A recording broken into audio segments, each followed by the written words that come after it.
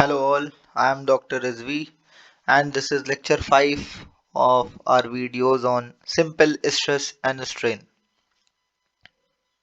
Like in the previous video, we have discussed the stresses and strain in stepped bar. In this video, we will discuss about the stresses and strains in straight bar. Here the cross section of each and every section of the bar will remain same. Let us start with an example. You can see here that there are three sections shown of the straight bar AB, BC and CD. Section 1, 2 and 3 having length L1, L2 and L3. Various types of forces are acting and the total forces are P1, P2, P3 and P4. To start with the numerical and any type of problem that looks like this of the straight bar, we first have to check the equilibrium condition of the bar. That is, we have to check the forces are in equilibrium or not. Here you can see that P1 is acting towards left, P2 is acting towards right, P3 is acting towards left and P4 is also acting towards left. So for equilibrium,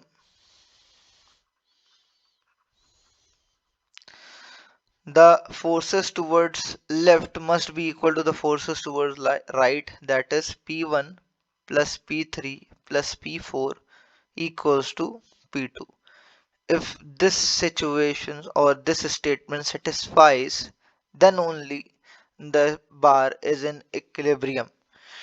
If any of one of the force is not given in the numerical, you can easily find it out by the equilibrium procedure. The next step is to draw the free body diagram. We'll draw the free body diagram of the three sections like this. This is section 1, this is section 2 and this is section 3. From A to B, B to C and C to D. In these types of question we have different forces that are acting on the cross sections and at the interaction of these two surfaces.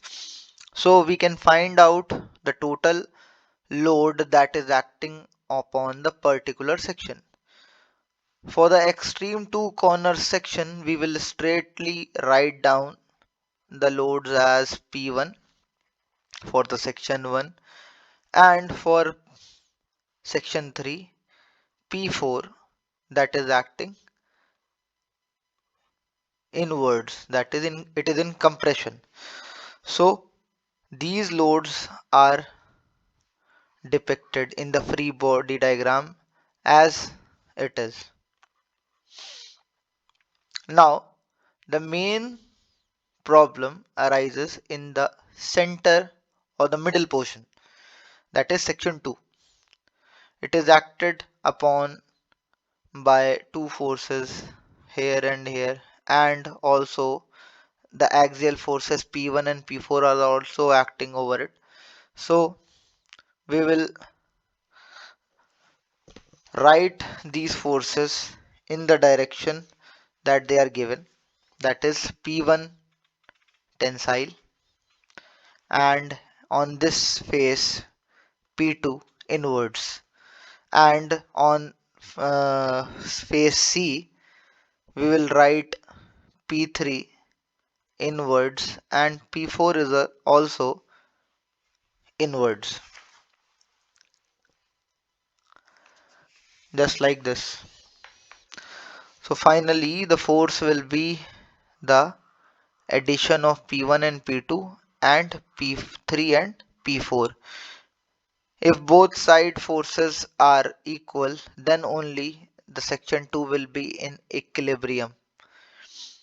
While doing the numerical, we will get that. We will have a look over that. Now, the change in length in the straight bar will be P1 L1 upon A1 E1 plus P2 L2 upon A2 E2 plus P3 L3 upon A3 E3.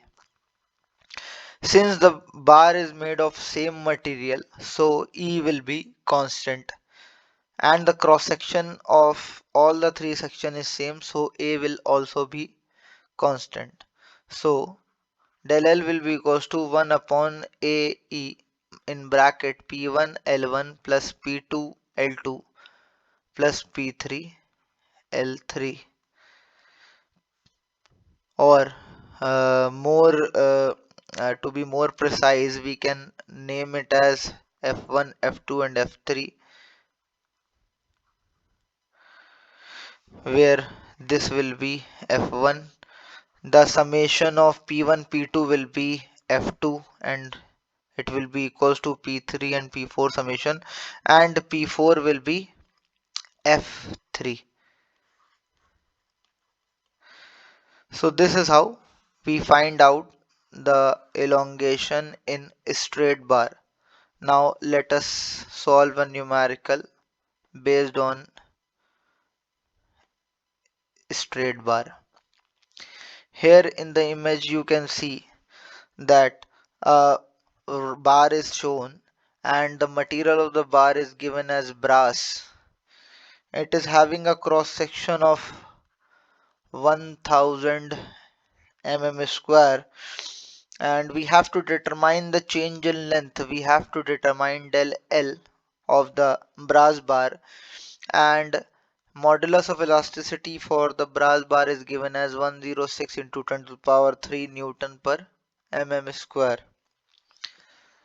We have been given the lengths L1, L2 and L3. So we have to find the value of del L. To start with, we have to initially draw, first check the equilibrium, and we know that the left hand side forces must be equals to right hand side forces. Left hand side forces are 50 kilonewton, 20 kilonewton and 10 kilonewton, and right hand side force is 80. So 50 plus 20 plus 10 equals to 80 kilonewton, and hence they are balanced and the brass bar is in equilibrium. Now we will draw the free body diagrams of the three sections. Here we will write the value of P1 as 50 kilonewton, tensile in nature. This is third section, this is first section, this is second section, 1, 2 and 3. In the third section it is acted upon by 10 kilonewton compressive load, so we will directly write it as 10 kilonewton compressive. Now at the interface of A, B and BC, here we can see that a load of 50 kilonewton is in tensile nature and 80 kilonewton is in compressive. And on face C, here you can see that a 10 kilonewton load is in compressive form and a 20 kilonewton load, here it is in compressive form. Summation of these two will be equals to minus 30, or you can say that 30 in compression, and here 10 plus 2 20 is 30 kilonewton in compression. So both these forces are now balanced and both are under compression. So now we know the value of F1, F2 and F3. F1 is equals to 50 kilonewton, F2 equals to 30 kilonewton, that is compressive, this is tensile, and F3 is 10 kilonewton compressive. The compressive forces will be taken as negative and the tensile will be taken as positive. Now del L equals to 1 upon A. A is area is 1000 mm square into E 106 into 10 to the power 3 brackets P F1 into L1. F1 is 50 into 10 to the power 3 tensile in nature, so positive, into L1. L1 is given as 0.6 meter into 10 to the power 3. Now it is converted into mm. Minus F2. F2 is compressive, so negative 30 into 10 to the power 3 into L2. L2 is 1 meter, that is 1 into 10 to the power 3 minus F3. F3 is 10 kilonewton, that is compressive, so negative sign, 10 into 10 to the power 3 into L3 is 1.2 into 10 to the power 3. On solving this, we will find the value of del L, and it is coming around 0.113 mm.